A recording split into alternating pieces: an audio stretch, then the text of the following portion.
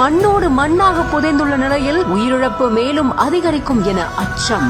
இதை பார்க்கவே இப்படி இருக்குன்னா அங்க இருந்தவங்களுக்கு எப்படி இருக்குன்னு நினைச்சு பாருங்க. பணம் இருக்கிறவங்களோ இல்லாதவங்களோ எல்லாருமே இயற்கை முன்னாடி சமந்தான் அப்படிங்கிறத காமிச்சிட்டு போயிட்டு, நாளைக்கு இந்த நிமிஷம் நம்ம இப்படி இருப்போங்கிறதுக்கு இப்பெல்லாம் எந்த கேரண்டியுமே இல்லை. என்ன வேணா நடக்கலாம். ஏன் இதை சொல்றேன்னா, இப்போ இந்த நிமிஷம் மட்டும் தான் நம்ம கையில இருக்குது.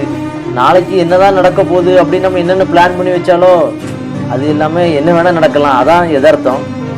இப்படி இருக்க சுச்சுவேஷன்ல நம்மலாம் எதையோ நோக்கி ஓடிக்கிட்டு கூட இருக்கிறவங்களையோ இப்போ உள்ள சந்தோஷத்தையோ நம்மளாம் கண்டுக்கிறதே இல்லை. எல்லாம் தட்டி கழிச்சிட்டு தான் இருக்கிறோம்.